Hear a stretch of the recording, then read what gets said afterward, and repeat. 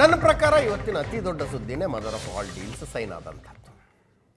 ಭಾರತ ಮತ್ತು ಯುರೋಪಿಯನ್ ಒಕ್ಕೂಟದ ಮಧ್ಯದಲ್ಲಿ ಒಂದು ಡೀಲ್ ಸೈನ್ ಆಯಿತು. ಇದರ ಮಾತುಕತೆ ಇಂಥದ್ದೊಂದು ವ್ಯಾಪಾರ ಒಪ್ಪಂದ ಒಂದು ಒಕ್ಕೂಟ ಮತ್ತು ಒಂದು ದೇಶದ ಮಧ್ಯದಲ್ಲಿ ಇರಬೇಕು ಅಂತ 19 ವರ್ಷಗಳ ಹಿಂದೆ ಶುರುವಾಗಿದ್ದ ಚರ್ಚೆ ಇದು. 2007ರಲ್ಲಿ ಚರ್ಚೆ ಶುರುವಾಯಿತು.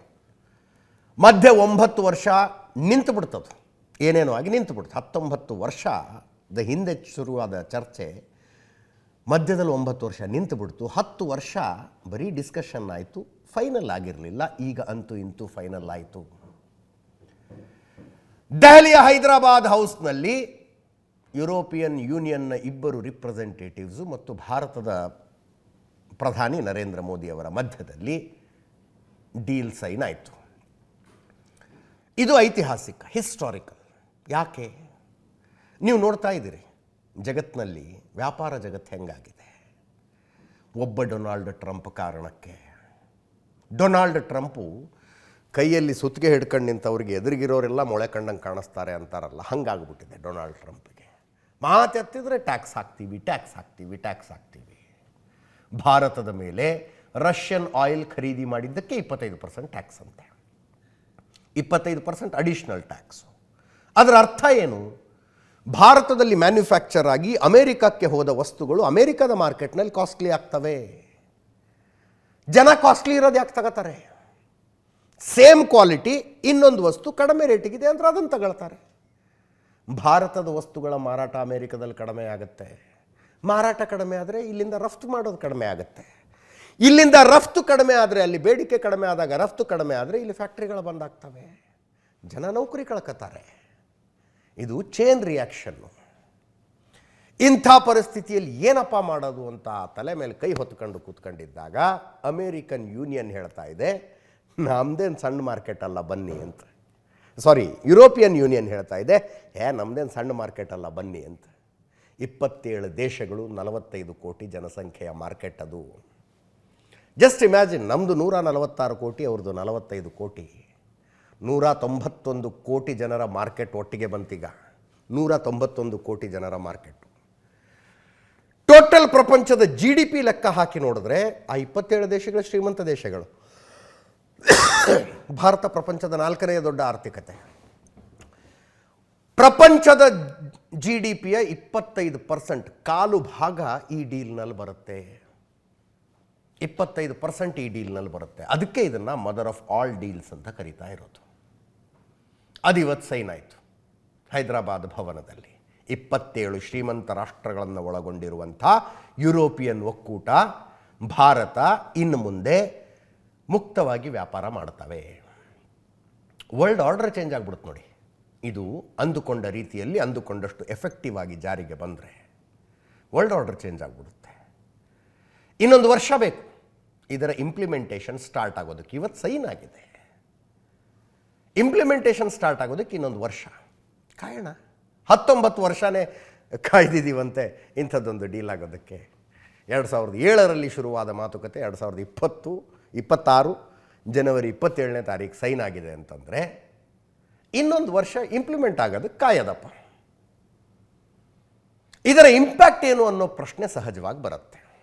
ಇಂಪ್ಯಾಕ್ಟ್ ಅಂದರೆ ನಿಮ್ಮ ಬದುಕಿನ ಮೇಲೆ ಇದ್ರದ್ದು ಏನಾದ್ರು ಇಂಪ್ಯಾಕ್ಟ್ ಇರುತ್ತಾ ಅಂತ. ಡೆಫಿನೆಟ್ಲಿ ಇರುತ್ತೆ ರೀ, ಯಾಕಿರೋದಿಲ್ಲ? ಡೆಫಿನೆಟ್ಲಿ ಇರುತ್ತೆ. ನಾನು ಹೇಳಿಲ್ವ ಆವಾಗ, ಹೈ ಎಂಡ್ ಕಾರ್ ತಗೊಳ್ಳೋದೇನಾದ್ರು ಯೋಚನೆ ಮಾಡ್ತಾ ಇದ್ರಿ, ವೇಟ್ ಫಾರ್ ಸಮ್ ಟೈಮ್. 110ರಿಂದ 120% ಟ್ಯಾಕ್ಸ್ ಕೊಡ್ತಾ ಇದ್ವಿ ನಾವು ಆ ಕಾರುಗಳಿಗೆ. ಇನ್ನು ಮುಂದೆ 10ರಿಂದ 20% ಟ್ಯಾಕ್ಸ್ ಬ್ರ್ಯಾಕೆಟ್ನಲ್ಲಿ ಬರ್ತಾವವು ಹೈ ಎಂಡ್ ಕಾರ್ಗಳು. ಅಂದರೆ ನೀವು Benz, BMW, Volvo, Volkswagen high end ಕಾರ್ಗಳಿದ್ದಾವೆ, ಪೋರ್ಷೆ ಅಂಥ ಕಾರುಗಳು.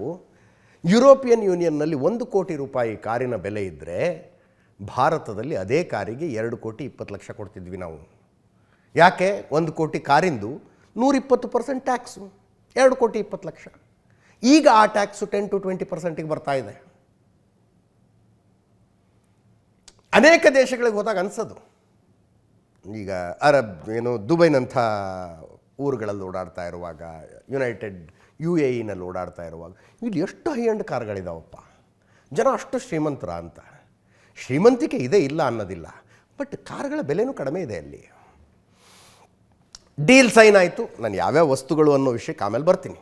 ಉರ್ಸುಲಾ ವೊನ್ ಡೋರ್ ಯುರೋಪಿಯನ್ ಯೂನಿಯನ್ನಿನ ಮುಖ್ಯಸ್ಥೆ ಮತ್ತು ಯುರೋಪಿಯನ್ ಕೌನ್ಸಿಲ್ನ ಅಧ್ಯಕ್ಷ Antonio Costa, 2 representatives from European union ಮತ್ತು ನಮ್ಮ ಕಡೆಯಿಂದ ಪ್ರಧಾನಿ ನರೇಂದ್ರ ಮೋದಿ ಅವರು, 3 ಜನ ಏನು ಮಾತಾಡಿದ್ರೆ ಕೇಳಿಸ್ಕೊಳ್ಳಿ. फ्रेंड्स, आज भारत ने अपने इतिहास का अब तक का सबसे बड़ा फ्री ट्रेड एग्रीमेंट संपन्न किया है. आज 27 तारीख है. ये सुखद संयोग है कि आज ही के दिन यूरोपियन यूनियन के 27 देशों के साथ भारत ये एफटीए कर रहा है. यह एक ऐतिहासिक समझौता हमारे किसानों, हमारे छोटे उद्योगों, इसके यूरोपियन मार्केट तक पहुंच आसान बनाएगा, मैन्युफैक्चरिंग में नए अवसर पैदा करेगा और हमारे सर्विसेज सेक्टर के बीच सहयोग को और प्रबल करेगा. इतना ही नहीं, यह एफटीए भारत और यूरोपियन यूनियन के बीच इन्वेस्टमेंट को बूस्ट करेगा, नई इनोवेशन पार्टनरशिप बनाएगा और वैश्विक स्तर पर सप्लाई चेन को मजबूत करेगा. यानी यह सिर्फ ट्रेड एग्रीमेंट नहीं है, यह साझा समृद्धि का नया ब्लूप्रिंट है. फ्रेंड्स, रक्षा और सुरक्षा सहयोग किसी भी स्ट्रेटेजिक पार्टनरशिप की नींव होती है और आज हम इसे सिक्योरिटी एंड डिफेंस पार्टनरशिप के जरिए औपचारिक रूप दे रहे हैं. Today is a historic moment. We are opening a new chapter in our relations on trade, on security, on people-to-people ties. Our summit sends a clear message to the world. At a time when the global order is being fundamentally reshaped, the European Union and India stand together as a strategic and reliable partners. Today, we are taking our partnership to the next level. As the 2 largest democracies in the world, we are working hand in hand to deliver concrete benefits for our citizens and to shape a resilient global order that underpins peace and stability, economic growth, and sustainable development. India has risen, and Europe is truly glad about it. Because when India succeeds, the world is more stable, more prosperous, and more secure. And we all benefit. Prime Minister, distinguished friend, we did it. We delivered the mother of all deals. We are creating a market of 2 billion people. And this is the tale of 2 giants, the world's 2nd and 4th largest economies. 2 giants who choose partnership in a true win-win fashion. A strong message that cooperation is the best answer to global challenges. Deal implement ಆಗಿ ಅದರಿಂದ ಜನಸಾಮಾನ್ಯರ ಜೀವನದ ಮೇಲೆ ಏನೇನು ಪರಿಣಾಮ ಆಗುತ್ತೋ ಅದೆಲ್ಲವೂ secondary ರೀ. ಯುರೋಪಿಯನ್ ಯೂನಿಯನ್ನಿನ ನಾಯಕರ ಬಾಯಲ್ಲಿ ಭಾರತದ ಬಗೆಗಿನ ಈ ಹೊಗಳಿಕೆ ಕೇಳಿಸ್ಕೊಳ್ಳೋದಕ್ಕೆ ಖುಷಿಯಾಗತ್ತೆ. ಏನಂತಾರೆ ಉರ್ಸುಲಾ? ಭಾರತ ಸಮೃದ್ಧವಾದರೆ ಜಗತ್ತಿಗೆ ಸ್ಥಿರತೆ ಬರುತ್ತದೆ. Very good, very good. ಅಂದರೆ ನಮ್ಮ ಸಮೃದ್ಧಿ ಇನ್ನೊಬ್ಬರಿಗೆ ಸಮಸ್ಯೆ ಮಾಡೋದಿಲ್ಲ ಅಂತ ಅವರು ಒಪ್ಕೊಂಡ್ರು. ಯಾವ ಯುರೋಪಿಯನ್ ರಾಷ್ಟ್ರಗಳು ಭಾರತಕ್ಕೊಂದು ಸಮುದ್ರ ಮಾರ್ಗ ಹುಡುಕೋದಕ್ಕೆ ಕಾಂಪಿಟೇಷನಿಗೆ ಬಿದ್ದು ಸಮುದ್ರ ಮಾರ್ಗ ಹುಡುಕಿ ವ್ಯಾಪಾರ ಮಾಡ್ತೀವಿ ಅಂತ ಇಲ್ಲಿಗೆ ಬಂದು ನಮ್ಮನ್ನು ಗುಲಾಮರನ್ನಾಗಿ ಮಾಡಿ ಲೂಟಿ ಹೊಡೆದು ಏನೇನೋ ಮಾಡಿದ್ವಲ್ಲ, ಆ ಯುರೋಪಿಯನ್ ರಾಷ್ಟ್ರಗಳು ಭಾರತದೊಂದಿಗಿನ ಒಂದು ಅಗ್ರಿಮೆಂಟನ್ನು ಸಂಭ್ರಮಿಸ್ತಾ ಇದ್ದಾವೆ. Well and good. ಈ ಅಗ್ರಿಮೆಂಟು 19 ವರ್ಷ ಲೇಟ್ ಆಯಿತು. ಇದರ ಮಧ್ಯದಲ್ಲಿ ಅನೇಕ ದೇಶಗಳು, ಅನೇಕ ಒಕ್ಕೂಟಗಳ ಜೊತೆಗೆ ನಾವು ಫ್ರೀ ಟ್ರೇಡ್ ಅಗ್ರಿಮೆಂಟ್ ಮಾಡಿಕೊಂಡ್ವಿ. 2007ರಲ್ಲಿ ಶುರುವಾದ ಈ ಚರ್ಚೆ 2013ರಲ್ಲಿ ನಿಂತು ಹೋಗಿತ್ತು. 2022ರಲ್ಲಿ ಮತ್ತೆ ಶುರುವಾಗಿ ಈಗ ಸೈನ್ ಆಗ್ತಾ ಇದೆ. ಇದರ ಮಧ್ಯದಲ್ಲಿ 2014ರಿಂದ 7 ದೇಶಗಳ ಜೊತೆಗೆ ನಾವು ಮುಕ್ತ ವ್ಯಾಪಾರ ಒಪ್ಪಂದಕ್ಕೆ ಸೈನ್ ಹಾಕಿದ್ದೀವಿ. United Arab Emirates, Australia, UK, Oman, New Zealand, Mauritius, EFTA, ಅದರಲ್ಲಿ ಸ್ವಿಟ್ಜರ್ಲ್ಯಾಂಡ್, ಐಲ್ಯಾಂಡ್, ನಾರ್ವೆ ಮತ್ತು ಲಿಚನ್ಸ್ಟೈನ್ಗಳು ಬರ್ತವೆ. 2025 ಡಿಸೆಂಬರ್ನಲ್ಲಿ ಭಾರತ ನ್ಯೂಜಿಲೆಂಡ್ಗಳ ಮಧ್ಯದಲ್ಲಿ ಮುಕ್ತ ವ್ಯಾಪಾರ ಒಪ್ಪಂದ ಸೈನ್ ಆಗಿದೆ. ಬಹುತೇಕ ವಸ್ತುಗಳಿಗೆ ಝೀರೋ ಟ್ಯಾಕ್ಸ್ ನೋಡ್ರಿ. 96% ವಸ್ತುಗಳು ಝೀರೋ ಟ್ಯಾಕ್ಸ್ ಬ್ರ್ಯಾಕೆಟ್ನಲ್ಲಿ ಬರ್ತವೆ. 96%. ಇನ್ನುಳಿದ 4% ವಸ್ತುಗಳಿಗೂ ಕೂಡ ಟ್ಯಾಕ್ಸ್ ಕನ್ಸಿಡರಬಲಿ ಕಡಿಮೆ ಆಗತ್ತೆ. ಯುರೋಪಿನ ಕಾರು, ವೈನು, ಔಷಧಿಗಳು ಭಾರತದಲ್ಲಿ ಕಡಿಮೆ ರೇಟಿಗೆ ಸಿಗ್ತವೆ. 110% ಇದ್ದಂಥ ಟ್ಯಾಕ್ಸು ಕಾರುಗಳ ಮೇಲೆ 110% ಇದ್ದಂಥ ಟ್ಯಾಕ್ಸು 10%ಗೆ ಇಳಿಯುತ್ತೆ. ವೈನ್ ಮೇಲೆ 150% ಇದ್ದಂಥ ಟ್ಯಾಕ್ಸು 20%ಗೆ ಇಳಿಯುತ್ತೆ. ರಾಸಾಯನಿಕಗಳು ಶೂನ್ಯ ಶುಲ್ಕ, ವಿಮಾನಗಳು ಝೀರೋ ಟ್ಯಾಕ್ಸ್ನಲ್ಲಿ ಬರ್ತವೆ. Space craft zero tax, optical zero tax, ವೈದ್ಯಕೀಯ ಉಪಕರಣಗಳು, ಯುರೋಪಿಯನ್ ಮೇಡ್ ಹೈ ಎಂಡ್ ವೈದ್ಯಕೀಯ ಉಪಕರಣಗಳು ಝೀರೋ ಟ್ಯಾಕ್ಸ್ನಲ್ಲಿ ಬರ್ತವೆ. ಜವಳಿ ಝೀರೋ ಟ್ಯಾಕ್ಸಿಗೆ ಬಂತು, ಟೆಕ್ಸ್ಟೈಲ್ ಬಂತು ಝೀರೋ ಟ್ಯಾಕ್ಸಿಗೆ. ಕಾರುಗಳನ್ನು 10%ಗೆ ಟ್ಯಾಕ್ಸಿಗೆ ಇಳಿಸಲಾಗಿದೆ. 110 ಇತ್ತು, 100% ಟ್ಯಾಕ್ಸ್ ಕಡಿಮೆ ಆಗುತ್ತೆ. ವೈನ್ 20%ಗೆ ಇಳಿದಿದೆ. ಲಿಸ್ಟ್ ಇದೆ, ದೊಡ್ಡ ಲಿಸ್ಟ್ ಇದೆ. ಸೊ ನಾನು ಆಗಲೇ ಹೇಳ್ದಂಗೆ ಮರ್ಸಿಡೀಸು, ಆಡಿ, BMW, ಪೋರ್ಷೆ, ವೋಲ್ವೋ, ಫೋಕ್ಸ್ ವ್ಯಾಗನ್ ಈ ಕಾರುಗಳ ಬೆಲೆ ಕನ್ಸಿಡರಬಲಿ ಕಡಿಮೆ ಆಗುತ್ತೆ, ತುಂಬ ಕಡಿಮೆ ಆಗುತ್ತೆ ಡೀಲ್ ಇಂಪ್ಲಿಮೆಂಟ್ ಆದ ನಂತರ. ಒಂದು ಇಂಟ್ರೆಸ್ಟಿಂಗ್ ಏನಪ್ಪ ಅಂದರೆ, ಭಾರತ ಯುರೋಪ್ ಮಧ್ಯದ ವ್ಯಾಪಾರದಲ್ಲಿ ಯುರೋಪ್ನಿಂದ ಭಾರತ ತರಿಸಿಕೊಳ್ಳುವುದಕ್ಕಿಂತ ಯುರೋಪಿಗೆ ರಫ್ತು ಮಾಡೋದು ಜಾಸ್ತಿ. ಅಂದರೆ ಟ್ರೇಡ್ ಡೆಫಿಸಿಟ್ನಲ್ಲಿಲ್ಲ, ನಾವು ಟ್ರೇಡ್ ಸರ್ಪ್ಲಸ್ನಲ್ಲಿದ್ದೀವಿ ಯುರೋಪಿಯನ್ ಮಾರ್ಕೆಟ್ ಜೊತೆಗೆ. ಆ ಕಾರಣಕ್ಕೆ ಇನ್ನೂ ಹೆಚ್ಚು ಲಾಭದಾಯಕ ಭಾರತಕ್ಕೆ ಈ ಡೀಲು, ಟ್ರೇಡ್ ಸರ್ಪ್ಲಸ್ ಇರುವ ಕಾರಣಕ್ಕೆ. ಯುರೋಪ್ಗೆ ಭಾರತ ರಫ್ತು ಮಾಡೋದು $75.85 ಶತಕೋಟಿ. ಕಳೆದ ವರ್ಷದ ಲೆಕ್ಕ ಇದು. 2024-2025 ಫೈನಾನ್ಷಿಯಲ್ ಇಯರ್ನ ಲೆಕ್ಕ $75.85 ಶತಕೋಟಿ ನಾವು ರಫ್ತು ಮಾಡ್ತೀವಿ. ಅಲ್ಲಿಂದ ತರಿಸ್ಕೊಳ್ಳೋದು $60.68 ಮಿಲಿಯನ್. 68.68 ಶತಕೋಟಿ ತರಿಸ್ಕೊಳ್ತೀವಿ. ಒಟ್ಟು ವ್ಯಾಪಾರ ಇರೋದು $136.53 ಶತಕೋಟಿ. ಭಾರತ ಅಲ್ಲಿಗೆ ಏನು ಕಳಿಸುತ್ತೆ? ಟೆಕ್ಸ್ಟೈಲ್ನ ಮೇಜರಾಗಿ ಕಳಿಸುತ್ತೆ. ಕರಕುಶಲ ವಸ್ತುಗಳು, ಹ್ಯಾಂಡ್ಲೂಮ್ ವಸ್ತುಗಳು, ಚರ್ಮದ ಉತ್ಪನ್ನಗಳು, ಆಹಾರ ಉತ್ಪನ್ನಗಳು, ಎಲೆಕ್ಟ್ರಾನಿಕ್ ಗೂಡ್ಸು, ಹವಳ, ರತ್ನ, ಜ್ಯುವೆಲ್ರಿಗಳನ್ನು ಕಳಿಸುತ್ತೆ ಭಾರತ. ಯುರೋಪ್ನಿಂದ ನಾವು ತರಿಸ್ಕೊಳ್ಳೋದೇನೇನು? ಆಟೋಮೊಬೈಲ್ಸ್, ಅದೇ ಕಾರು, ಬೈಕು, ಈ ಥರದ್ದು.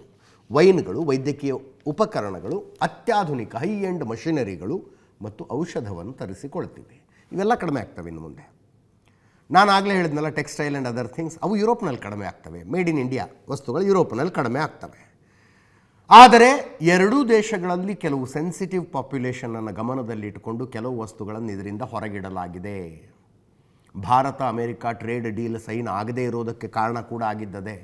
ಟ್ರಂಪ್ ಏನು ಹೇಳ್ತಾರೆ, ನಾವು ಇಲ್ಲಿಂದ ಡೈರಿ ಉತ್ಪನ್ನಗಳನ್ನು ನಿಮ್ಮ ದೇಶಕ್ಕೆ ಕಳಿಸ್ತೀವಿ ಅಂತಾರೆ. ಭಾರತ ಒಪ್ತಾ ಇಲ್ಲ, ಅದಕ್ಕೆ ನಮ್ಮ ರೈತರು ಹಾಳಾಗ್ಬಿಡ್ತಾರೆ ಅಂತ. ನಮ್ಮ ರೈತರು ನಿಮ್ಮ ಜೊತೆ ಕಾಂಪೀಟ್ ಮಾಡೋಕ್ಕಾಗಲ್ಲ, ಕಳಿಸ್ಬೇಡಿ ಅಂತ. ಬಟ್ ಯುರೋಪಿಯನ್ ಯೂನಿಯನ್ ಒಪ್ಕೊಳ್ತು. ಯುರೋಪಿಯನ್ ಯೂನಿಯನ್ನಿಂದ ಕೃಷಿ ವಸ್ತುಗಳೇನೂ ಬರೋಂಗಿಲ್ಲ, ಡೈರಿ ವಸ್ತುಗಳೇನೂ ಬರೋಂಗಿಲ್ಲ, ಮಿಲ್ಕ್ ಆ್ಯಂಡ್ ಮಿಲ್ಕ್ ಪ್ರಾಡಕ್ಟ್ಸ್ ಯಾವುದೂ ಬರೋಂಗಿಲ್ಲ. ಆ ಒಪ್ಪಂದದ ಮೇರೆಗೆ ಈ ಡೀಲ್ ಸೈನ್ ಆಗಿದೆ. ನಾಳೆ ನೀವು ಕಡಿಮೆ ರೇಟಿಗೆ ಹಾಲು, ಮೊಸರು, ಬೆಣ್ಣೆ, ತುಪ್ಪ ಎಲ್ಲ ತಂದು ಇಲ್ಲಿ ಸುರಿದ್ಬಿಟ್ರೆ ಇಲ್ಲಿ ಹಾಲಿನ ಉತ್ಪನ್ನ ಮಾಡೋರು ಏನು ಎಲ್ಲಿಗೆ ಹೋಗಬೇಕು? ಹಾಗೆ ಯುರೋಪಿಯನ್ ಯೂನಿಯನ್ನಿನ ಕಂಡೀಷನ್ನು, ನೀವು ಭಾರತದಿಂದ ಸಕ್ಕರೆ ಕಳಿಸಂಗಿಲ್ಲ, ಅಕ್ಕಿ ಕಳಿಸಂಗಿಲ್ಲ, ಬೀಫ್ ಕಳಿಸಂಗಿಲ್ಲ. ಅಲ್ಲಿ ರೈತರು ಹಾಳಾಗ್ತಾರೆ. ಇಂಥದ್ದೊಂದು ಅಗ್ರಿಮೆಂಟ್ ಸೈನ್ ಆಗಿದೆ. ಈಗ ಒಂದು ಡೊನಾಲ್ಡ್ ಟ್ರಂಪ್ ಇನ್ನೂ ತನಕ ಒಂದು ಚಕಾರ ಶಬ್ದ ಇಲ್ಲ ನೋಡಿ ಈ ಡೀಲ್ ಬಗ್ಗೆ, ಇನ್ನೂ ತನಕ ಒಂದು ಶಬ್ದ ಇಲ್ಲ.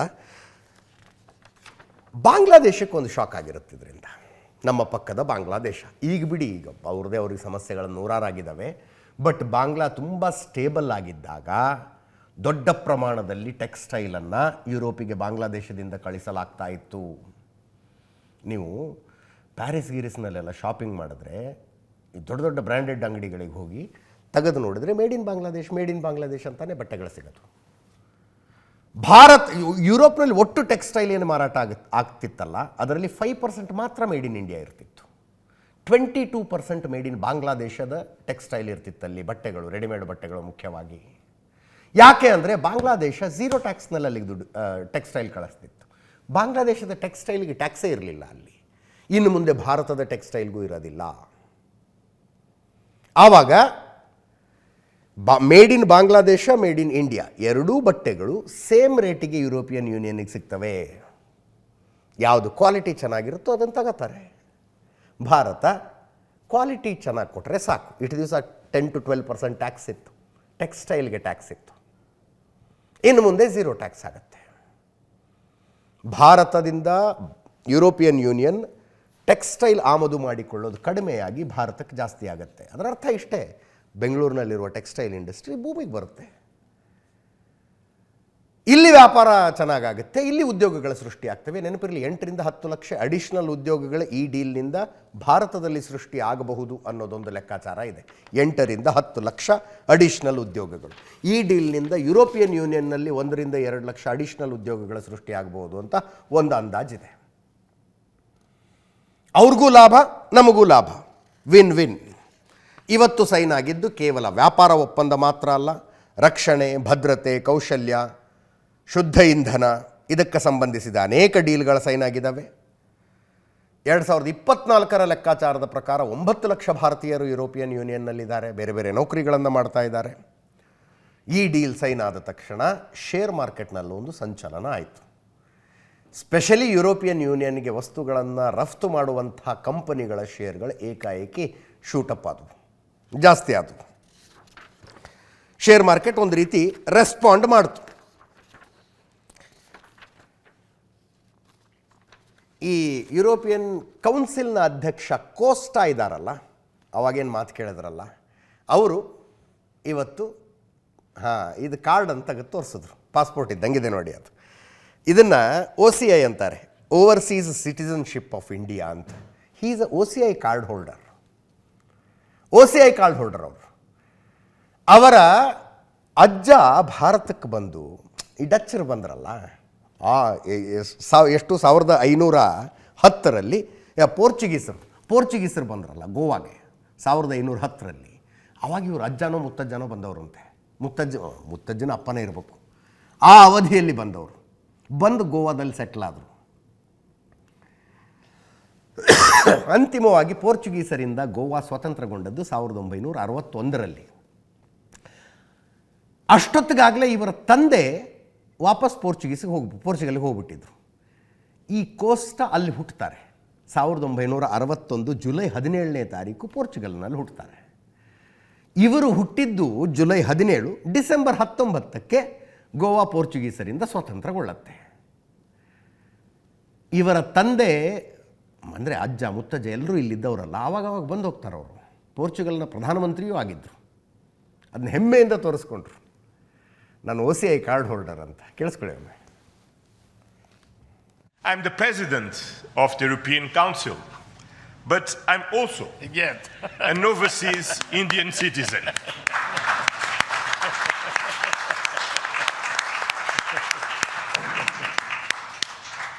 Then, as you can imagine, for me, it has a special meaning. I'm very proud of my roots in Goa, where my father's family came from. And the connection between Europe and India is something personal to me. Mother of all deals ಬಗ್ಗೆ ಇನ್ನೊಂದು ಸಣ್ಣ update ಕೊಟ್ಟು ಮುಂದಿನ ಸುದ್ದಿಗೆ ಹೋಗೋಣ. $136 ಶತಕೋಟಿ ವ್ಯಾಪಾರ ಆಗುತ್ತೆ ಭಾರತಕ್ಕೂ ಯುರೋಪಿಯನ್ ಒಕ್ಕೂಟಕ್ಕೂ ಮಧ್ಯದಲ್ಲಿ. ಲಾಸ್ಟ್ ಇಯರ್ದ ಅಪ್ಡೇಟ್ ಇದು. $136 ಶತಕೋಟಿ. 2032 ವೇಳೆಗೆ ಇದನ್ನು ಡಬಲ್ ಮಾಡಬೇಕು ಅನ್ನುವ ಗುರಿ ಇದೆ. ಎರಡು ಕಡೆಯಿಂದ 0% ಟ್ಯಾಕ್ಸ್ ಆದರೆ ವ್ಯಾಪಾರ ಸಹಜವಾಗಿ ಜಾಸ್ತಿ ಆಗುತ್ತೆ. ಇದರ ಪರಿಣಾಮ ಏನು? ದೊಡ್ಡ ಮಾರ್ಕೆಟ್ ಒಂದು ಭಾರತಕ್ಕೆ ಓಪನ್ ಆದಂಗಾಯಿತು. 45 ಕೋಟಿ ಜನಸಂಖ್ಯೆಯ ಮಾರುಕಟ್ಟೆಯೊಂದು ಭಾರತಕ್ಕೆ ಓಪನ್ ಆದಂಗಾಯಿತು. ನಮ್ಮಲ್ಲಿ ಸೇಮ್ ವಸ್ತುಗಳ ಕಾಂಪಿಟೇಷನ್ ಇಲ್ಲ. ಈಗ ಹೈ ಎಂಡ್ ಕಾರ್ಗಳನ್ನು ಭಾರತವೂ ನಿರ್ಮಾಣ ಮಾಡುತ್ತೆ, ಯುರೋಪಿಯನ್ ಒಕ್ಕೂಟವೂ ನಿರ್ಮಾಣ ಮಾಡುತ್ತೆ. ಆವಾಗ ಕಾನ್ಫ್ಲಿಕ್ಟ್ ಆಫ್ ಇಂಟ್ರೆಸ್ಟ್ ಶುರುವಾಗ್ತವೆ. ಹಾಗಿಲ್ಲ ಇಲ್ಲಿ. ನಾವು ಪ್ರೊಡ್ಯೂಸ್ ಮಾಡುವ ವಸ್ತುಗಳು, ನಾವು ತಯಾರಿಸುವ ವಸ್ತುಗಳು ಅಲ್ಲಿಗೆ ಬೇಕು. ಅವ್ರು ಪ್ರೊಡ್ಯೂಸ್ ಮಾಡೋದಿಲ್ಲ ಅದನ್ನು. ಅವರು ಪ್ರೊಡ್ಯೂಸ್ ಮಾಡುವ ವಸ್ತುಗಳು ನಮಗೆ ಬೇಕು, ನಾವು ಪ್ರೊಡ್ಯೂಸ್ ಮಾಡೋದಿಲ್ಲ ಅದನ್ನು. ಹೀಗಾಗಿ ಇದೊಂದು ರೀತಿ ವಿನ್ ವಿನ್ ಸಿಚುವೇಶನ್. ಯಾವ್ಯಾವುದರ ಟ್ಯಾಕ್ಸ್ ಎಷ್ಟೆಷ್ಟು ಕಡಿಮೆ ಆಗುತ್ತೆ ಅನ್ನೋದನ್ನು ನೀವು ನೋಡ್ತಾ ಇದ್ದೀರಿ. ಅಲ್ಲಿ ಯಾವ್ಯಾವುದ್ರದ್ದು ಟ್ಯಾಕ್ಸ್ ಎಷ್ಟೆಷ್ಟು % ಕಡಿಮೆ ಆಗುತ್ತೆ ಅಂತ. ನನ್ನ ಕಣ್ಣು ಹೋಗ್ತಾ ಇರೋದು ಈ ಹೈ ಎಂಡ್ ಕಾರ್ಗಳ ಮೇಲೇ. 100% ಕಡಿಮೆ ಆದರೆ, ಅಂದರೆ ಈಗ ಉದಾಹರಣೆಗೆ 2,20,00,000 ಕೊಟ್ಟು ಒಂದು ಕಾರ್ ನಾವು ತೆಗೆದುಕೊಳ್ತೀವಿ ಅಂದರೆ ಅದು 1,10,00,000 ಅರ್ಧ ರೇಟಿಗೆ ಬರುತ್ತೆ ಅಂತ. 1 ವರ್ಷದ ನಂತರ ಇಂಪ್ಲಿಮೆಂಟ್ ಆಗುತ್ತೆ. ಬೇಗ ಏನು ತುಂಬ ಅವಸರನೂ ಮಾಡ್ಕೋಬೇಡಿ. ನಾನು ಹೇಳಬೇಕಾಗಿದ್ದು, ಈ ಮದರ್ ಆಫ್ ಆಲ್ ಡೀಲ್ಗೆ ಟ್ರಂಪ್ ಸಾಹೇಬರ ಪ್ರತಿಕ್ರಿಯೆ ಏನು? ಇನ್ನೂ ತನಕ ಚಕಾರ ಇಲ್ಲ. ಅವರು ಸೋಷಿಯಲ್ ಮೀಡಿಯಾದಲ್ಲಾಗಲಿ ಹೇಳಿಕೆಗಳಲ್ಲಾಗಲಿ ಇನ್ನೂ ತನಕ ಚಕಾರ ಇಲ್ಲ. ಒಂದು ಸ್ಪಷ್ಟವಾಗಿ ಅರ್ಥ ಮಾಡ್ಕೊಳ್ಳಿ, ಇದು ಅಮೇರಿಕಕ್ಕೆ ಭಾರತ ಹೆಂಗೆ ಮಾಡಿದ್ವಿ ಅಂತ ಹೇಳ್ದಂಗಿದು. ನಿಮ್ಮ ವಸ್ತುಗಳು ನಮಗೆ ಬೇಡ, ನಿಮ್ಮ ವಸ್ತುಗಳ ಮೇಲೆ ಅಷ್ಟು ಟ್ಯಾಕ್ಸ್ ಹಾಕ್ತೀವಿ, ಇಷ್ಟು ಟ್ಯಾಕ್ಸ್ ಹಾಕ್ತೀವಿ ಅಂದಾಗ ಒಂದು ಟೆನ್ಷನ್ ಕ್ರಿಯೇಟ್ ಆಯಿತು ಭಾರತದಲ್ಲಿ. ಇಲ್ಲಿ ತಯಾರಿಸುವ ವಸ್ತುಗಳನ್ನು ಎಲ್ಲಿಗೆ ಕಳಿಸೋದಿನ್ನು ಅಂತ. ಎಲ್ಲಿಗೆ ಕಳಿಸೋದು? ಈಗ ಯುರೋಪ್ ಇದೆ, ನಿಮಗಿಂತ ದೊಡ್ಡ ಮಾರ್ಕೆಟ್ ಇದೆ ನಮಗೆ ಅಂತ ಭಾರತ ಹೇಳ್ತು. ಟ್ರಂಪ್ ಸಾಹೇಬರು ಏನು ಪ್ರತಿಕ್ರಿಯೆ ಕೊಟ್ಟಿಲ್ಲ. ಆದರೆ ಅವರ ಖಜಾನೆ ಕಾರ್ಯದರ್ಶಿ ಅಂತಿವರು ಸ್ಕಾಟ್ ಬೆಸೆಂಟ್ ಅಂತ ಅವ್ರು ಹೇಳ್ತಾ ಇದ್ದಾರೆ. ಅವರು ವಿಸಿಬಲಿ ವೆರಿ ಅಪ್ಸೆಟ್. ಇದು ಹೆಂಗೆ ಸೈನ್ ಹಾಕ್ಬಿಟ್ರು ಇವರು ಅಂತ. ನೋಡಿ, ಡೊನಾಲ್ಡ್ ಟ್ರಂಪ್ ಹತ್ರನೇ ಉತ್ತರ ಇರಲಿಲ್ಲ ಪತ್ರಕರ್ತರು ಕೇಳಿದ ಪ್ರಶ್ನೆಗೆ. ಇಂಡಿಯಾ ರಷ್ಯಾದಿಂದ ಆಯಿಲ್ ಇಂಪೋರ್ಟ್ ಮಾಡಿಕೊಳ್ತಾ ಇದೆ, ಅದಕ್ಕೆ ನಾವು ಫೈನ್ ರೀತಿಯಲ್ಲಿ ಟ್ಯಾಕ್ಸ್ ಹಾಕ್ತೀವಿ ಅಂತಿರಲ್ಲ. ಸ್ವತಃ ಅಮೇರಿಕಾನೇ ಯುರೇನಿಯಂ ಇಂಪೋರ್ಟ್ ಮಾಡಿಕೊಳ್ತಾ ಇದೆ ರಷ್ಯಾದಿಂದ. ಇದು ಹೆಂಗೆ ಲಾಜಿಕ್ ಏನು ಅಂತ ಕೇಳಿದ್ರು ಪತ್ರಕರ್ತರು. ಹೌದಾ, ನನಗೆ ಗೊತ್ತೇ ಇಲ್ಲ ಅಂದ್ಬಿಟ್ರು ಟ್ರಂಪ್. ಅಮೇರಿಕಾ ರಷ್ಯಾದಿಂದ ಯುರೇನಿಯಂ ಇಂಪೋರ್ಟ್ ಮಾಡ್ಕೋತಾ ಇರೋದು ಟ್ರಂಪ್ ಅವ್ರಿಗೆ ಗೊತ್ತೇ ಇಲ್ವಂತೆ. ಅದನ್ನು ಆಮೇಲೆ ವ್ಲಾಡಿಮಿರ್ ಪುಟಿನೂ ಹೇಳಿದ್ರು, ನಿಮಗೆ ಕಳಿಸ್ತಿಲ್ವಾ ನಾವು ಯುರೇನಿಯಮ್ಮನ್ನು ಅಂತ. ಈಗ ಈ ಖಜಾನೆ ಕಾರ್ಯದರ್ಶಿಯವರ ತರ್ಕ ಏನು ಅಂದರೆ, ನಾವು ರಷ್ಯಾದಿಂದ ಚೀಪ್ ಆಯಿಲ್ ತಗೋತೀವಿ, ನಾವು ಅಂದರೆ ಭಾರತೀಯರಾದ ನಾವು ಚೀಪ್ ಆಯಿಲ್ ತಗೋತೀವಿ, ಆ ಆಯಿಲನ್ನು ಬಳಸಿಕೊಂಡು ಇಲ್ಲಿ ವಸ್ತುಗಳನ್ನು ತಯಾರು ಮಾಡ್ತೀವಿ, ಆ ವಸ್ತುಗಳನ್ನು ಯುರೋಪಿಯನ್ ಯೂನಿಯನ್ನಿಗೆ ಮಾರ್ತೀವಿ, ಯುರೋಪಿಯನ್ ಯೂನಿಯನ್ನಿನ ದುಡ್ಡಿನಲ್ಲಿ ಮತ್ತೆ ರಷ್ಯಾದಿಂದ ಆಯಿಲ್ ಖರೀದಿ ಮಾಡ್ತೀವಿ, ರಷ್ಯಾಗೆ ಏನು ದುಡ್ಡು ಕೊಡ್ತೀವಲ್ಲ ಆ ರಷ್ಯಾ ಆ ದುಡ್ಡನ್ನ ಇಟ್ಕೊಂಡು ಯುಕ್ರೇನ್ ಮೇಲೆ ದಾಳಿ ಮಾಡುತ್ತೆ. ಯುಕ್ರೇನ್ ಯುರೋಪಿಯನ್ ಯೂನಿಯನ್ನಿಗೆ ಆಪ್ತ, ನ್ಯಾಟೋ ಸೇರ್ಕೋಬೇಕು ಅಂತ ಯುಕ್ರೇನ್ ಹೊರಟಾಗ ಈ ಯುದ್ಧ ಶುರುವಾಗಿದ್ದು. ಅದರ ಅರ್ಥ ಯುರೋಪು ತಾನೇ ದುಡ್ಡು ಕೊಟ್ಟು ತನ್ನ ಮೇಲೆ ದಾಳಿ ಮಾಡಿಸ್ಕೊಳ್ತಾ ಇದೆ ಅನ್ನೋ ತರ್ಕವನ್ನು ಈ ಪುಣ್ಯಾತ್ಮ ಇಡ್ತಾ ಇದ್ದಾರೆ. ಅದಕ್ಕೆ ಸದ್ಯಕ್ಕೆ ಯಾವುದೇ ವ್ಯಾಲ್ಯೂ ಇದ್ದಂಗೆ ಅನ್ನಿಸ್ತಾ ಇಲ್ಲ. ಮುಂದಿನ ಸುದ್ದಿಗೆ ಹೋಗೋಣ ನಾವು. ನಿನ್ನೆ ಗಣರಾಜ್ಯೋತ್ಸವ ನಡೀತು, ಅದ್ದೂರಿ ಕಾರ್ಯಕ್ರಮ ಆಯಿತು. ಯುರೋಪಿಯನ್ ಯೂನಿಯನ್ನ ನಾಯಕರುಗಳು ಮುಖ್ಯ ಅತಿಥಿಗಳಾಗಿ ಪಾಲ್ಗೊಂಡಿದ್ದರು. ಅವರ ಸೇನೆ ಮೊಟ್ಟ ಮೊದಲನೇ ಸಲ ಕರ್ತವ್ಯ ಪಥದಲ್ಲಿ ಪರೇಡ್ನಲ್ಲಿ ಭಾಗಿಯಾಯಿತು. Everything was wonderful. ಆದರೆ ವಿಪಕ್ಷ ನಾಯಕರುಗಳಿಗೆ, ಲೋಕಸಭೆ ವಿಪಕ್ಷ ನಾಯಕ ರಾಹುಲ್ ಗಾಂಧಿ ಮತ್ತು ರಾಜ್ಯಸಭೆ ವಿಪಕ್ಷ ನಾಯಕ ಮಲ್ಲಿಕಾರ್ಜುನ ಖರ್ಗೆ ಅವರಿಗೆ 3ನೇ ಸಾಲಿನಲ್ಲಿ ಸೀಟ್ ಕೊಟ್ಟಿದ್ದರ ಬಗ್ಗೆ ಚರ್ಚೆ ವಿಪರೀತ ಆಗ್ತಾ ಇದೆ. ಹಿಂದ್ಗಡೆ ಯಾಕೆ ಕೊಟ್ಟಿದ್ರಿ? ಇದು ದೌರ್ಜನ್ಯ, ಧಾರ್ಷ್ಟ್ಯ ಅಂತ ಕಾಂಗ್ರೆಸ್ಸಿಂದ ಅಧಿಕೃತ ಟ್ವೀಟ್ ಅನಿಸುತ್ತೆ. ಕಾಂಗ್ರೆಸ್ ಸರ್ಕಾರ ಇದ್ದು ಲಾಲ್ ಕೃಷ್ಣ ಅಡ್ವಾಣಿ ಅವರು ವಿಪಕ್ಷ ನಾಯಕರಾಗಿದ್ದಾಗ ಅವರಿಗೆ ಫ್ರಂಟ್ ರೋನಲ್ಲಿ ಮೊದಲ ಸಾಲಿನಲ್ಲಿ ಸೀಟ್ ಕೊಡಲಾಗಿತ್ತಂತೆ. ಅದರ ಫೋಟೋ ಹಾಕಿದ್ದಾರೆ ಸೋಷಿಯಲ್ ಮೀಡಿಯಾಗೆ. ನೋಡಿ, ಫ್ರಂಟ್ ರೋನಲ್ಲಿ ನಾವು ಕೊಟ್ಟಿದ್ವಿ ವಿಪಕ್ಷ ನಾಯಕರಿಗೆ, ನೀವು ಹೋಗಿ 3ನೇ ಸಾಲಿನಲ್ಲಿ ಕೊಟ್ಟಿದ್ದೀರಿ. ಇದು ಪ್ರಜಾಪ್ರಭುತ್ವಕ್ಕೆ ಮಾಡುವ ಅವಮಾನ ಅಂತ.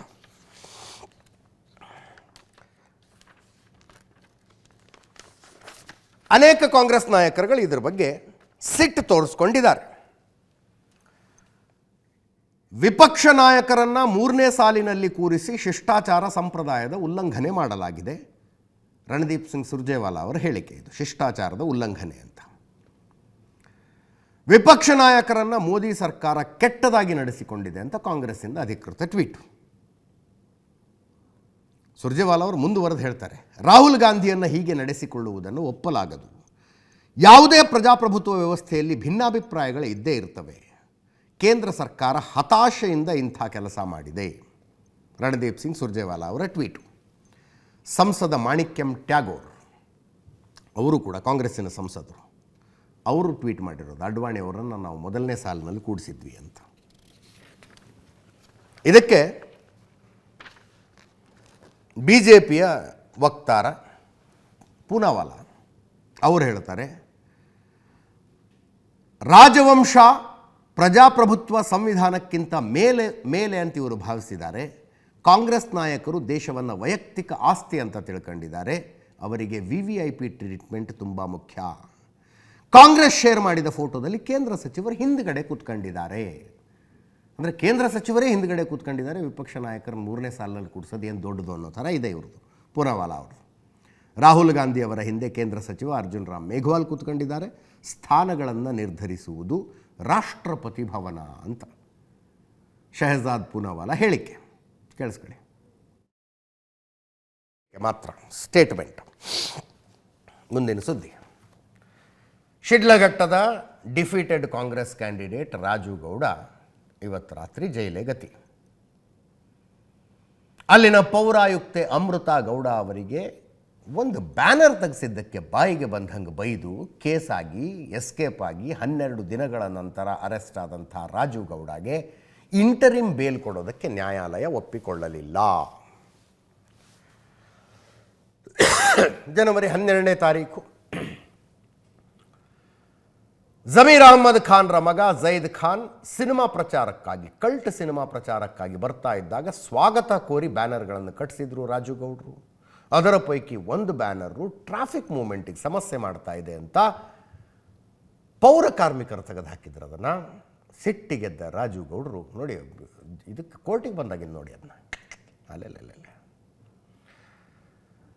ಸಿಟ್ಟಿಗೆದ್ದ ರಾಜು ಗೌಡ ಅವರು ಪೌರಾಯುಕ್ತೆ ಅಮೃತಾ ಗೌಡ ಅವರಿಗೆ ಬಾಯಿಗೆ ಬಂದಂಗೆ ಬೈದರು. 13ನೇ ತಾರೀಕು ಆಡಿಯೋ ಬಂತು. 14ನೇ ತಾರೀಕು ಅವರು ಕಂಪ್ಲೇಂಟ್ ಕೊಟ್ಟರು, FIR ಆಯಿತು. ಆವತ್ತಿನಿಂದ ನಾಪತ್ತೆ ಆಗಿದ್ದ ರಾಜು ಗೌಡ 2 ದಿನಗಳ ಹಿಂದೆ ಕೇರಳ ಮಂಗಳೂರು ಬಾರ್ಡರ್ನಲ್ಲಿ ಅರೆಸ್ಟ್ ಆಗಿತ್ತು. ಕರ್ಕೊಂಬಂದು ವಿಚಾರಣೆ ನಡೆಸಿದ್ರು. ಇವತ್ತು ಗೆಸ್ಟ್ ಹೌಸ್ನಲ್ಲಿಟ್ಟು ಸ್ಟೇಟ್ಮೆಂಟ್ ದಾಖಲಿಸಿಕೊಂಡ್ರಂತೆ, ಆಡಿಯೋ ಸ್ಯಾಂಪಲ್ ತಗೊಂಡ್ರಂತೆ. ನಾಳೆ ಇವ್ರದೇ ಅಂತ FSLನಲ್ಲಿ ಪ್ರೂವ್ ಆಗಬೇಕಲ್ಲ, ವಾಯ್ಸ್ ಸ್ಯಾಂಪಲ್ ತಗೊಂಡಿದ್ದಾರೆ. ಅದೆಲ್ಲ ಮಾಡಿ ಕರ್ಕೊಂಬಂದು ನ್ಯಾಯಾಧೀಶರ ಮುಂದೆ ಹಾಜರುಪಡಿಸಿದ್ರು. ಅಲ್ಲಿ ಪ್ರಬಲ ವಾದ ಪ್ರತಿವಾದಗಳು ನಡೆದಿದ್ದಾವೆ. 2 ಅಪ್ಲಿಕೇಶನ್ ಹಾಕೊಂಡಿದ್ರು ಇವರ ಪರ ವಕೀಲರು. ಒಂದು ಇಂಟ್ರಿಮ್ ಬೇಲ್ ಕೊಡಿ ಅಂತ, ಇನ್ನೊಂದು ರೆಗ್ಯುಲರ್ ಬೇಲ್ ಕೊಡಿ ಅಂತ. ಇಂಟ್ರಿಮ್ ಬೇಲಿನ ಆರ್ಗ್ಯುಮೆಂಟ್ ನ್ಯಾಯಾಧೀಶರ ಮುಂದೆ ನಡೀತು. ಸುಕನ್ಯಾ ಅಂತ ನ್ಯಾಯಾಧೀಶರು ಅವರ ಎದುರಿಗೆ ನಡೀತು. ಮೊಹಮ್ಮದ್ ಅಂತ ಸರ್ಕಾರಿ ವಕೀಲರು ಬೇಲಿಗೆ ಅಪೋಸ್ ಮಾಡಬೇಕು. ಅವರು ಅಪೋಸ್ ಮಾಡೋದಕ್ಕೆ ಅವರು ಬಂದಿದ್ದರು. ವಿವೇಕ್ ಸುಬ್ಬಾರೆಡ್ಡಿ ಸೀನಿಯರ್ ಕೌನ್ಸಿಲ್ ಅವರು, BJP ನಾಯಕರು, ಅವರು ಬೇಲ್ ಕೊಡಿ ಅಂತ ರಾಜೀವ್ ಗೌಡ ಅವರ ಪರವಾಗಿ ವಾದ ಮಾಡಿದ್ರು. ಆದ ವಾದದ ಪೈಕಿ ಒಂದು ಏನು ಹೇಳಿದ್ರಪ್ಪ ಅಂದರೆ, ಏಷ್ಯಾನೆಟ್ ಸುವರ್ಣ ನ್ಯೂಸ್ನ ಹೆಸರು ಬಂತದ್ರಲ್ಲಿ ಅಧಿಕೃತವಾಗಿ ಆನ್ ರೆಕಾರ್ಡ್. ಏನಂತ, ಅವ್ರು ಸಾರಿ ಕೇಳಿಬಿಟ್ಟಿದ್ದಾರೆ ಏಷ್ಯಾನೆಟ್ ಸುವರ್ಣ ನ್ಯೂಸ್ನಲ್ಲಿ ಅಂತ. ಸಾರಿ ಕೇಳಿಬಿಟ್ಟಿದ್ದಾರೆ ಅವರು. ಹಂಗಿದ್ದ ಮೇಲೆ ಬೇಲ್ ಕೊಡಿ ಅಂದರು. ಅಲ್ಲಿ ಒಂದು ಸೆಕ್ಷನ್ ಹಾಕಿದ್ದಾರೆ, BNS 132. BNS 132 ಕರ್ತವ್ಯಕ್ಕೆ ಅಡ್ಡಿಪಡಿಸೋದು. ಕರ್ತವ್ಯಕ್ಕೆ ಅಡ್ಡಿಪಡಿಸೋದು ಅಂದರೆ ಫಿಸಿಕಲಿ ಹೋಗಿ ಅಡ್ಡಿಪಡಿಸಿಲ್ವಲ್ಲ ಅಂತ ವಾದ ಬಂದದ್ದು. ಫೋನ್ನಲ್ಲಿ ತಾನೇ ಫಿಸಿಕಲಿ ಹೋಗಿ ನಾನು ಅಲ್ಲಿ ಹೋಗಬೇಕು ಅಂತ ಸರ್ಕಾರಿ ಅಧಿಕಾರಿ ಒಬ್ಬರು ಹೇಳಿದಾಗ ನಾನು ಬಿಡೋದಿಲ್ಲ ಅಂತ ಅಡ್ಡ ನಿಂತ್ಕೊಳ್ಳೋದು, ಅಂಥದ್ದಕ್ಕೆಲ್ಲ ಸೆಕ್ಷನ್ 132 ಹಾಕಬೇಕೇ ಹೊರತು ಫೋನ್ನಲ್ಲಿ ಬೈದಿದ್ದಕ್ಕಲ್ಲ. ಏಷ್ಯಾನೆಟ್ ಸುವರ್ಣ ನ್ಯೂಸ್ನಲ್ಲಿ ಅವರು ಸಾರಿ ಕೇಳಿಬಿಟ್ಟಿದ್ದಾರೆ, ಆದ್ದರಿಂದ ಬೇಲ್ ಕೊಟ್ಟುಬಿಡಿ ಅಂತ ಒಂದು ಕೇಳಿದ್ರು. ಇನ್ನೊಂದು ಕಡೆ ಮೊಹಮ್ಮದ್ ಅವರು ಹೇಳಿದ್ರು, ಇದನ್ನೇನು ಮೊಬೈಲ್ ಸೀಸ್ ಆಗಿಲ್ಲ ಇನ್ನು, 12 ದಿನಗಳಿಂದ ಆರೋಪಿ ಸಾಕಷ್ಟು ಕಡೆ ತಲೆ ಮರೆಸ್ಕೊಂಡು ಓಡಾಡಿದ್ದಾರೆ, ಅಲ್ಲೆಲ್ಲ ಕರ್ಕೊಂಡು ಹೋಗಿ ಮಹಜರ್ ಮಾಡಿಸಬೇಕಾಗಿದೆ. ಯಾಕೆ BNS 132ನಲ್ಲಿ ಸೆಕ್ಷನ್ 132 ಹಾಕಿರೋದು ಅನ್ನೋದಕ್ಕೆ ಎಕ್ಸ್ಪ್ಲನೇಷನ್ ನಾವು ಕೊಟ್ಟಿದ್ದೀವಿ. ಅಷ್ಟು ಕೆಟ್ಟದಾಗಿ ಮಾತಾಡಿದ್ದಾರೆ, ಎಲ್ಲರ ಮುಂದೆ ಹೇಳೋದಕ್ಕಾಗೋದಿಲ್ಲ, ಬೇಕಿದ್ರೆ ಕೇಳಿಸ್ಕೊಳ್ಳಿ ಅಂತ ನ್ಯಾಯಾಧೀಶರಿಗೆ ಮೊಹಮ್ಮದ್ ಸರ್ಕಾರಿ ವಕೀಲರು ಹೇಳಿದ್ರು. ಅಷ್ಟೆಲ್ಲ ಆದ ನಂತರ ಜಾಮೀನನ್ನು ನಿರಾಕರಿಸಲಾಯಿತು, ಮಧ್ಯಂತರ ಜಾಮೀನನ್ನು ನಿರಾಕರಿಸಲಾಯಿತು. ರೆಗ್ಯುಲರ್ ಬೇಲ್ ಮೇಲೆ ನಾಳೆ ಆರ್ಗ್ಯುಮೆಂಟ್ಸ್ ಆಗುತ್ತಂತೆ. ರೆಗ್ಯುಲರ್ ಕೋರ್ಟ್ನಲ್ಲಿ ಅಬ್ಜೆಕ್ಷನ್ಸ್ ಹಾಕ್ಕೊಳ್ಳಿ ಅಂತ ಸರ್ಕಾರಿ ವಕೀಲರಿಗೆ ಹೇಳಿದ್ದಾರೆ. ಅಂದರೆ ನೀವು ಬೇಲ್ ಯಾಕೆ ಕೊಡಬಾರ್ದು ಅನ್ನೋದಕ್ಕಿದ್ರೆ ರಿಟರ್ನ್ ಆಗಿ ನೀವು ಏನಾರು ಹಾಕ್ಕೊಳ್ಳಿ ಅಂತ. ಅದರ ಮಧ್ಯದಲ್ಲಿ ಈ ರಾಜೀವ್ ಗೌಡಗೆ ತಲೆಮರೆಸಿಕೊಂಡಿದ್ದ ಅವಧಿಯಲ್ಲಿ ಶೆಲ್ಟರ್ ಕೊಟ್ಟಿದ್ದು ಮೈಕೆಲ್ ಅನ್ನುವಂಥ ಒಬ್ಬ ವ್ಯಕ್ತಿ. ಮೈಕೆಲ್ ಅನ್ನುವಂಥ ಒಬ್ಬ ವ್ಯಕ್ತಿ ಶೆಲ್ಟರ್ ಕೊಟ್ಟಿದ್ದು, ಆ ವ್ಯಕ್ತಿಗೆ ಬೇಲಾಯಿತು ಇವತ್ತು. ಇಂಡಸ್ಟ್ರಿಯಲಿಸ್ಟ್ ಅಂತೆ.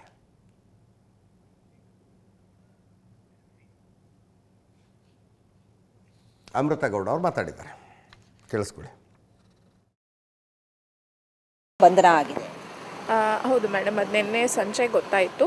ಸೊ ಅದೇ ಪೊಲೀಸ್ ಅವ್ರು ಅರೆಸ್ಟ್ ಮಾಡಿದ್ದಾರೆ ಅಂತ ಗೊತ್ತಾಯಿತು. ಸೊ ಎಸ್ ಮೇಡಮ್, ಹಾನೆಸ್ಟ್ಲಿ ಹೇಳಬೇಕು ಅಂದರೆ ಅವ್ರಿಗೆ ಅದು ಪಶ್ಚಾತ್ತಾಪ ಆಗಿದ್ರೆ that's more than enough. He is a leader. So ಅವ್ರಿಗೆ ಅದು ಪಶ್ಚಾತ್ತಾಪ ಆಗಿದ್ರೆ ಸಾಕು ಮೇಡಮ್. ಅವ್ರಿಗೆ ಅನಿಸಿದ್ರೆ I should not be using anything like this going forward.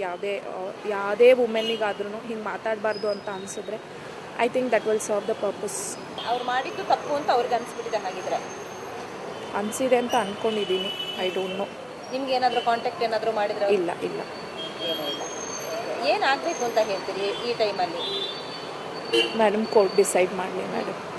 ಶಿಲ್ಘಟ್ಟ circle inspector Anand ಅವರಿಗೆ ಇವರು ನಿನ್ನೆ ಅಲ್ಲಿ ಸಿಕ್ಕಿದ್ದಾರೆ ಕೇರಳದಲ್ಲಿ. ಅವರು ಕರ್ಕೊಂಡ್ ಬಂದಿದ್ದಾರೆ. ಆಮೇಲೆ ಅವರನ್ನು ಈ ಕಾರಣ ಬಗ್ಗೆ ನಾವು ಎಲ್ಲ ಕಾನೂನು ಪ್ರಕಾರ ಏನಿದೆ ಪ್ರೊಸೀಜರ್ಸ್ ಅದು ಮಾಡಬೇಕು. ಈ ಕಾರಣ ಬಗ್ಗೆ ನಾವು ಎಲ್ಲ ಎಚ್ಚರಿಕೆ ತಗೊಳ್ತಾ ಇದೀವಿ. ಈ ಕಾರಣ ಬಗ್ಗೆ ನಾವು ಅಲ್ಲಿ ಕರ್ಕೊಂಡು ಹೋಗಿದ್ದೀವಿ. ಆಮೇಲೆ ಏನ್ ಪ್ರೊಸೀಜರ್ಸ್ ಮಾಡಬೇಕು ಆ ಪ್ರೊಸೀಜರ್ಸ್ ಮುಂದೆ ಮಾಡ್ತೀವಿ. ನೋಡಿ, ಅದು ಪೊಲೀಸ್ ಪ್ರೊಸೀಜರ್ ಇದೆ. ನಾವು ಕಾನೂನು ಪ್ರಕಾರ ಏನೇನು ಪ್ರೊಸೀಜರ್ಸ್ ಫಾಲೋ ಮಾಡಬೇಕು ಅದು ನಾವು ಫಾಲೋ ಮಾಡ್ತಾ ಇದೀವಿ. ನಮಗೆ ಆರೋಪಿ ಬೇಕಿತ್ತು.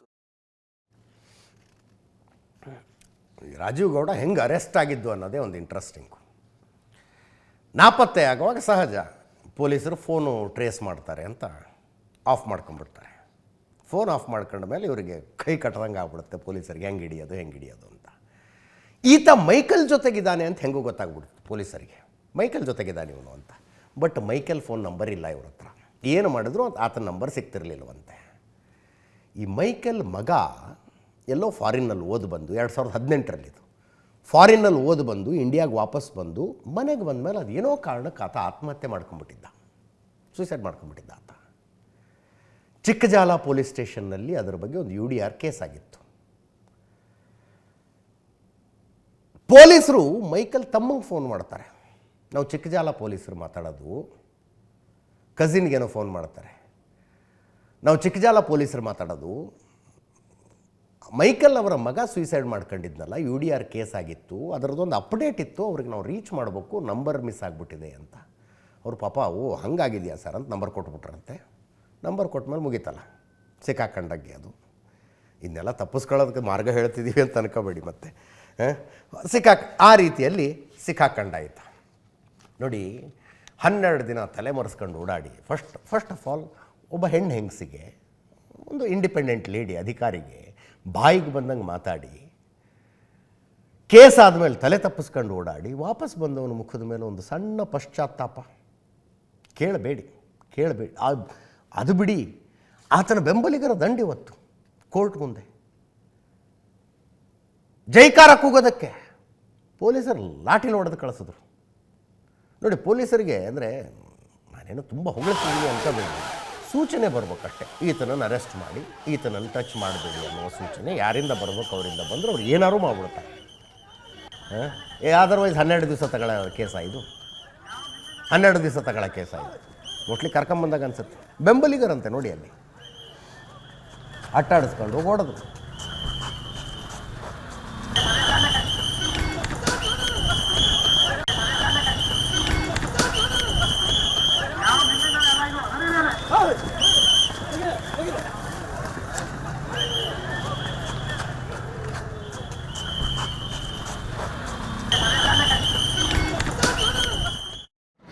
ಬೇಲ್ ರಿಜೆಕ್ಟ್ ಆಗಿದೆ. ನಾಳೆ ಉತ್ತರಿಸ್ತೀನಿ ಎಲ್ಲ ಅದಕ್ಕೆ. ಹಾಂ ಸರ್, ನಾಳೆ ಉತ್ತರಿಸ್ತೀರಾ sir? Thank you sir. Sir, ನಾಳೆ ಆದರೆ ಏನೋ ಸಿಗೋ ಭರವಸೆ ಇದೆಯಾ ಸರ್? ದೇವ್ರ ಮೇಲೆ ಸರ್, ಯಾಕೆ ಇಷ್ಟೊಂದು ಟಾರ್ಗೆಟ್ ಮಾಡಿಲ್ಲ ಸರ್ ನಿಮ್ಮನ್ನ? ಶಿಡ್ಲಘಟ್ಟ ಜನರ ಆಶೀರ್ವಾದ ಇದೆ. ಬೇಲ್ ರಿಜೆಕ್ಟ್ ಆಗಿದೆ. ನಾಳೆ ಉತ್ತರಿಸ್ತೀನಿ ಎಲ್ಲ ಅದಕ್ಕೆ. ಹಾಂ ಸರ್.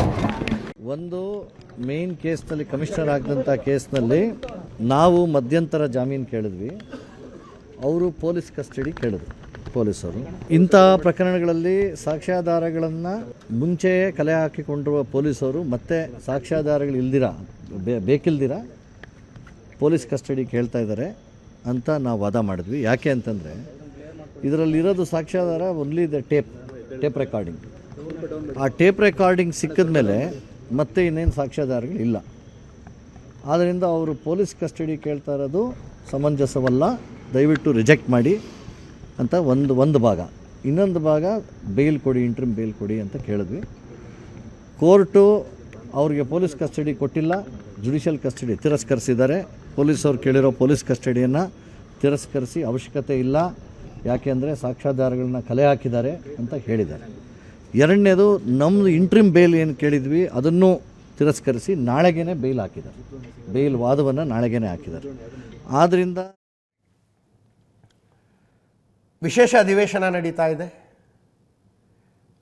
ವಿಶೇಷ ಅಧಿವೇಶನಕ್ಕೊಂದು ಉದ್ದೇಶ ಇದೆ.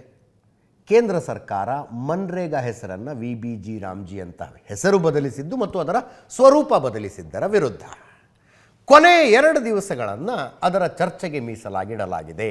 ಇವತ್ತು ರಾಜ್ಯದ ಆಡಳಿತ ಪಕ್ಷದವರು ಫ್ರೀಡಮ್ ಪಾರ್ಕ್ನಲ್ಲಿ ಇದರ ಬಗ್ಗೆ ದೊಡ್ಡದೊಂದು ಪ್ರತಿಭಟನೆ ಮಾಡಿದ್ರು.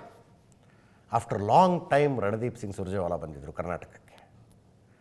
ಅವರು ಬೇರೆ ಬ್ಯುಸಿ ಇದ್ದಾರೆ ಈಗ. ಕರ್ನಾಟಕದ ವಿಷಯದಲ್ಲಿ ಅಷ್ಟೊಂದು ಆಸಕ್ತಿ ಉಳಿದಿಲ್ಲ ಅವ್ರಿಗೆ. ಆರೋಪಗಳು ಅದು ಇದು ಏನೋ ಮಾಡಿಬಿಟ್ರಲ್ಲ ಇವರು. ಈ ಪ್ರತಿಭಟನೆಯ ಹೈಲೈಟ್ ಅಂದರೆ ಈ ದೃಶ್ಯ ನೋಡ್ರಿ, ಈ ಸೀನು. ಉಪಮುಖ್ಯಮಂತ್ರಿ DK ಶಿವಕುಮಾರ್ ಅವರಿಗೆ ಸಿದ್ದರಾಮಯ್ಯನವರು ಟವಲ್ ಸುತ್ತಿದ್ರು, ತಲೆಗೆ ಟವಲ್ ಸುತ್ತಿದ್ರು. ಅದೊಂದು ಸ್ವಲ್ಪ ಸರಿಯಾಗಿಲ್ಲ. ಹಿಂದಿನಿಂದ ಎದ್ದು ಬಂದು ಅಲ್ಲಂ ಪ್ರಭು ಅವರು ಸರಿ ಮಾಡಿದರು. ಅಲ್ಲಂ ಪ್ರಭು ಪಾಟೀಲ್ರು. ಹೈಲೈಟ್ ಇದು.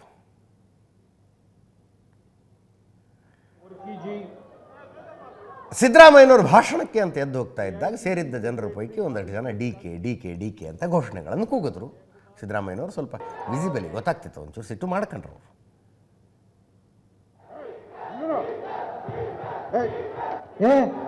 ಇದೆಲ್ಲ ಯೂತ್ ಕಾಂಗ್ರೆಸ್ನವ್ರು ಸ್ವಲ್ಪ ಸುಮ್ಮನೆ ಇರಿ. ಮುಖ್ಯ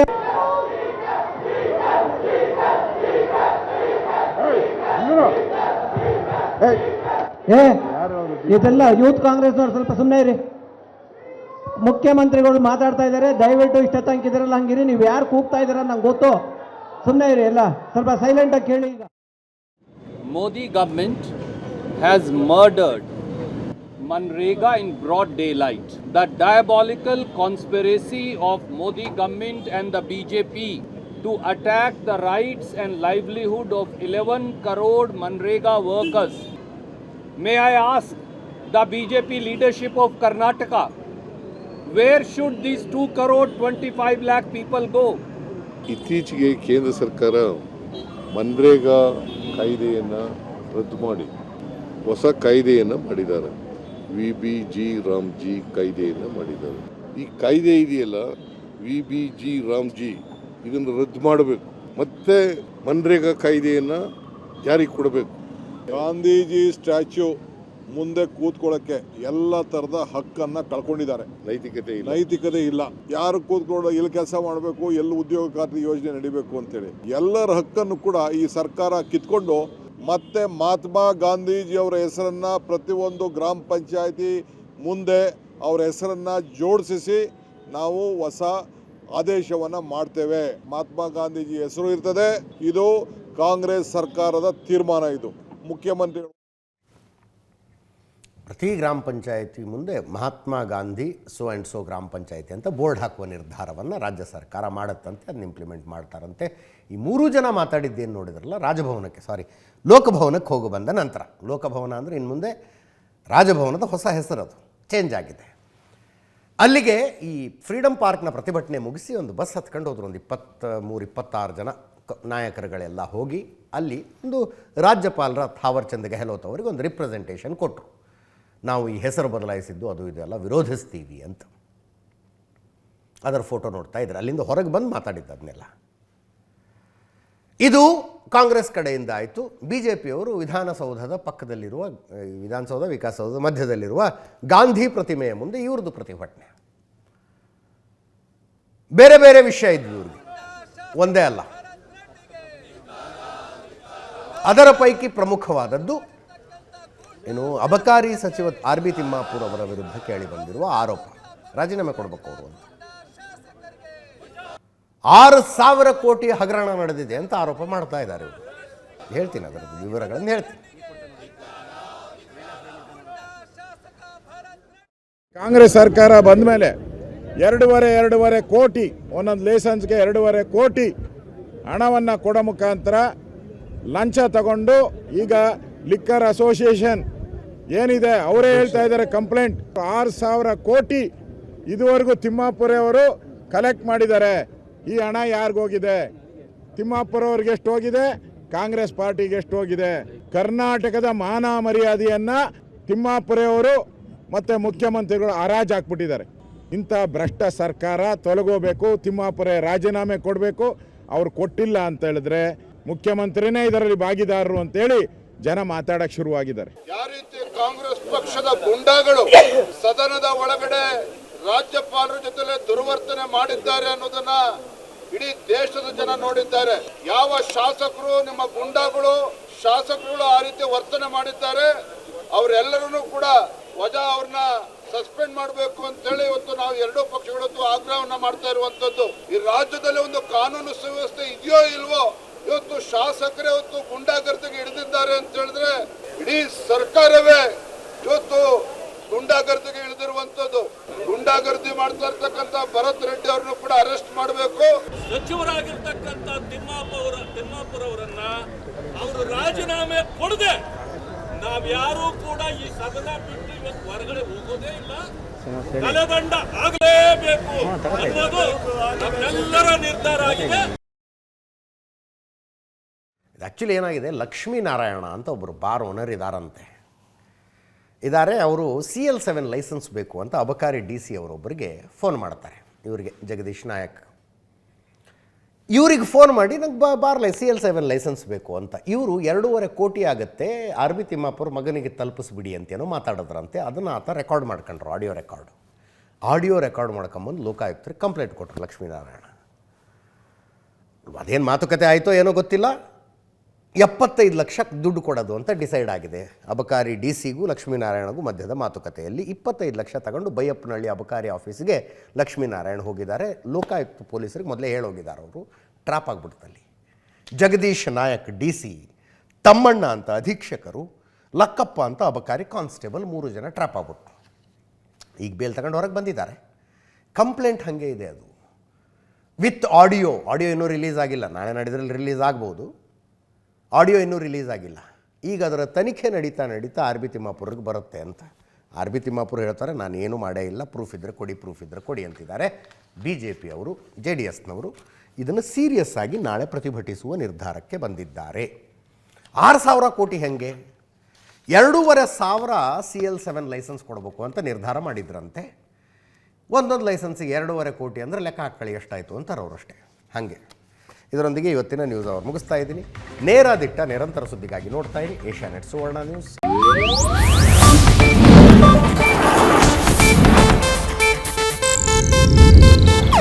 ಇದು ಏಷ್ಯಾನೆಟ್ ನ್ಯೂಸ್ ನೆಟ್ವರ್ಕ್ ಪ್ರಸ್ತುತಿ.